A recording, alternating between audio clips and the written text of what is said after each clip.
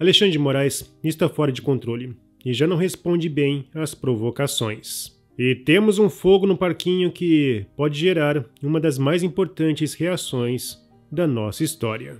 Maduro usa a decisão do STF como referência e coloca em xeque a credibilidade da corte. E um dos mais experientes senadores fala algumas verdades.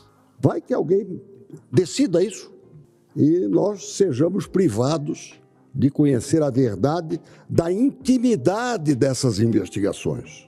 Eu sou Marcelo Pontes e este é o Verdade Política, um canal que busca revelar o filme preto e branco da nossa política.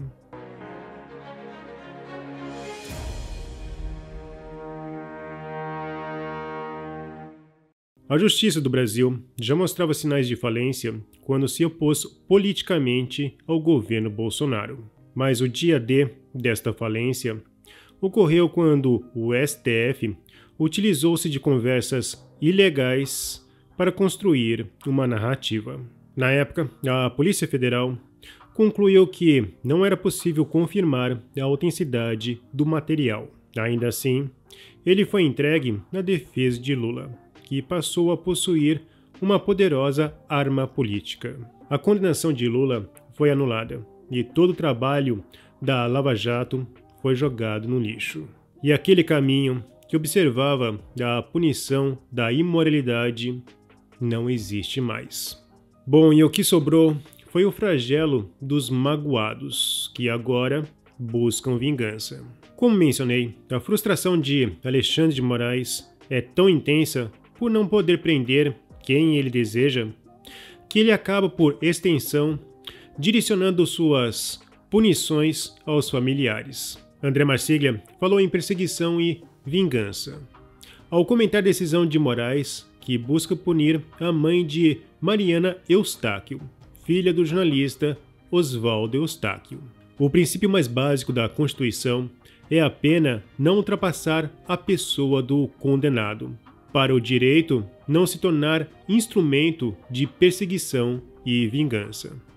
No caso, a filha não pode usar rede social por causa do pai, e se o fizer, a mãe vai presa. Incrível. Na última fala de Moraes contra o jornalista Constantino, percebemos o revanchismo. Lembrando que Constantino é outro jornalista que o digníssimo ministro não pode mandar prender. O que lhe sobra é ruminar seu próprio veneno, dizendo que Constantino é um pseudo-jornalista foragido.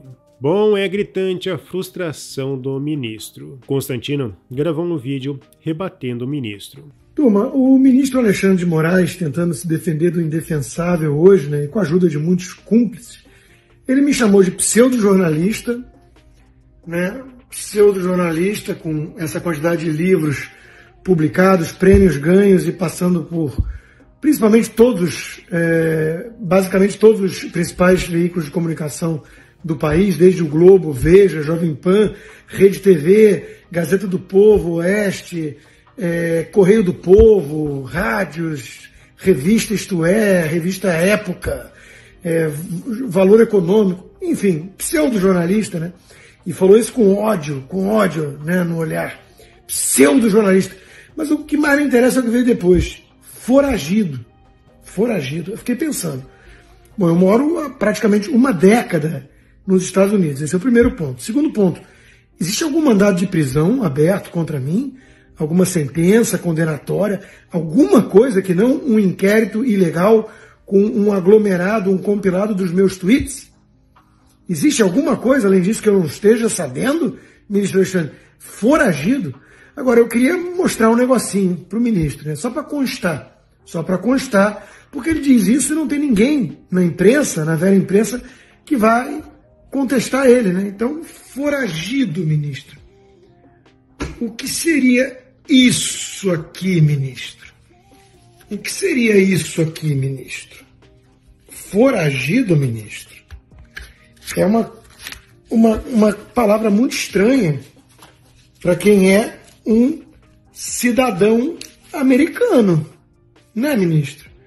Então, eu fico pensando, o senhor incluiu Elon Musk no inquérito. Elon Musk seria alguém foragido do Brasil, então? Olha, eu sugiro que o ministro Alexandre de Moraes inclua no inquérito das fake news o ministro Alexandre de Moraes. Alexandre de Moraes deve estar em posição fetal nesse momento. Na Globo News, o jornalista Merval Pereira rebateu o ministro Alexandre de Moraes, afirmando que a Folha de São Paulo não mentiu. O corte da Globo News foi retirado do ar algumas horas após a sua publicação. O jornalista, que foi abduzido, Reinaldo Azevedo, também recebeu uma chamada. Ele buscou defender Alexandre de Moraes e sua Batcaverna. O advogado Hugo Freitas lhe marcou e respondeu: Reinaldo Azevedo, pode-se não gostar do fato de o Tribunal Eleitoral dispor de um centro integrado de enfrentamento à desinformação e defesa da democracia. Bem, tentem mudar a lei. Reinaldo Azevedo, qual lei criou o Centro Integrado de Enfrentamento à Desinformação mesmo? Nenhuma. Qual lei criou um órgão de polícia particular para colocar funcionários públicos, pagos com nosso dinheiro, para ficar procurando opiniões ácidas e ofensas a ministros que comandam o órgão? Qual lei tornou fake news crime? Qual lei tornou crime duvidar da segurança do sistema eleitoral? Nenhuma.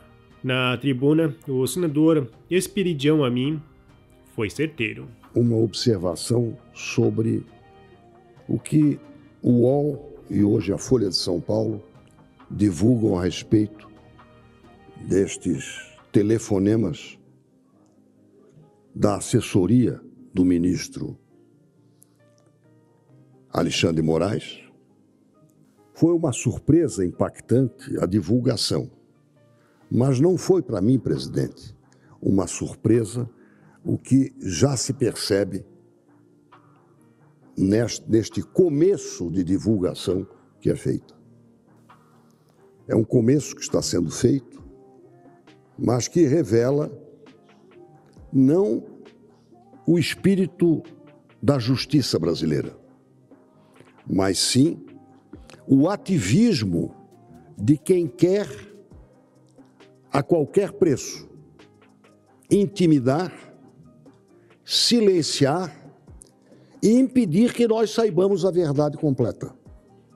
E sem nenhuma inovação, quero dizer que o que mais me choca é ver a passividade com que nós anotamos o seguinte: o inquérito 4783 é uma aberração jurídica. E ele já completou 5 anos e meio. Isso não existe, não tem objeto. Foi aberto com base num artigo do regimento interno do Supremo. E hoje serve como porta de uma inquisição aleatória. E é ele que escora, é ele que suporta as eventuais descobertas do tal serviço de inteligência, que também não tem fundamento legal na sua criação.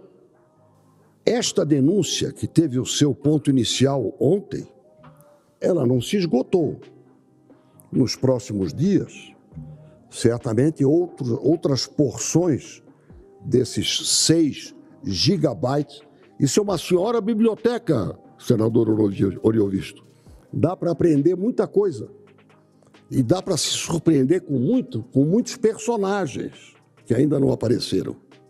Mas, ao longo desta próxima novela, que eu espero que não seja censurada, vai que alguém ache que isso é um atentado, que divulgar isto seja um atentado contra a democracia ou um golpe de Estado. Vai que alguém decida isso e nós sejamos privados de conhecer a verdade da intimidade dessas investigações, das suas entranhas, que já se revelam nada imparciais. Isso já foi mostrado e confirma o que muitos de nós ou desconfiávamos ou já tínhamos visto. Então, eu quero fazer essa colocação e acho que a investigação do ocorrido nós vamos ter que fazer, porque é nossa atribuição. Saber se o decoro, o respeito à lei, o respeito às instituições, aos direitos individuais, isso é o decoro de quem é julgador. Se isso está sendo respeitado. Denúncia iniciada, ou a parte inicial de uma denúncia de tal gravidade, não pode ser escondida. Tem que prosseguir para que o povo brasileiro tenha as informações que são do seu direito a respeito do Estado de Direito brasileiro. André Marsiglia criticou a imprensa que vem chamando especialistas alinhados à corte. Percebam que é estratégico o STF e seus defensores assumirem que houve violação de rito, dizendo, no entanto, que isso não tem relevância, assume-se algo menor, para desviar o foco de algo maior. Tem sido eficiente. Os jornais passam o dia debatendo ritos e formalidades com advogados alinhados à corte e deixam de lado que as mensagens sugeriram investigações sem independência ou autonomia, chegando-se a dizer para caprichar em relatório contra certo jornalista, para ser criativo em relação a determinado veículo. É um jogo de narrativas, uma cortina de fumaça. Quanto mais a violação de rito tem espaço na mídia, menos se debate a violação da parcialidade investigativa. Menos se debate que um tribunal não pode se valer de sua força para atingir críticos. Quem acompanha o canal já deve estar cansado dos meus alertas sobre teoria dos estratos. Alexandre de Moraes está criando precedentes que estão descendo camadas. No dia de ontem, com fundamento em decisão de Moraes, juíza condenou o jornalista a 7 anos de prisão. Mas os dias deste autoritarismo podem estar contados. Camarote publicou que, segundo fontes do Palácio do Planalto, o ministro Flávio Dino, do STF, colocou fogo no parquinho ao suspender as emendas parlamentares impositivas. Lembrando que na mesma janela, o Congresso havia reagido e bloqueou 1,3 bilhão do Judiciário. Nos bastidores, já se fala em reação do Congresso a essa frente que tomou o país. De fato, temos um fogo no parquinho. A leitura na Folha: STF, PGR, PT e governo Lula se unem em apoio a Moraes após revelação de mensagens. Autoexplicativo. Os revolucionários estão sendo desmascarados e velhas decisões agora estão sendo questionadas. No Brasil, a Corte criou o entendimento de que o sistema eleitoral não pode ser questionado. No dia de ontem, Maduro usou esse entendimento da Corte brasileira para se proteger. Sobre a proposta de reeleição, Maduro respondeu que o Brasil não pode meter o bedelho e que, assim como no Brasil, a decisão do tribunal não pode ser questionada. E sobre esse tema, Lula acaba se dedurando ao vivo. Ao ser questionado se a Venezuela é uma ditadura, ele respondeu que não é uma ditadura, mas sim um regime desagradável. Este é o exemplo que o Brasil está dando ao mundo. Somos uma referência agradável para ditadores. Mas o mundo anda muito estranho. Ontem, o Vaticano enviou um representante para se encontrar com o ditador Nicolás Maduro. Em um enquadramento panfletário, o núncio presenteou o ditador com um álbum de fotografias com uma oração muito bonita. Parece que não foram apenas as cortes que foram contaminadas pelo vírus do marxismo cultural. E se você ainda não entendeu esse mundo maluco, vou deixar aqui as palavras do escritor Roger Scruton. A abordagem da nova esquerda à cultura, moldada pelo marxismo, tem procurado destruir as tradições e valores da civilização ocidental, substituindo-os por uma crítica implacável que vê todos os artefatos culturais como expressões de relações de poder. Isso levou a uma espécie de vandalismo intelectual, onde o propósito do estudo não é compreender ou apreciar, mas expor e minar. Bom, se você apoia a Verdade Política, não se esqueça, curta, comente e compartilhe. Clique no sininho para você receber as nossas notificações. E vamos continuar na luta em prol da verdade.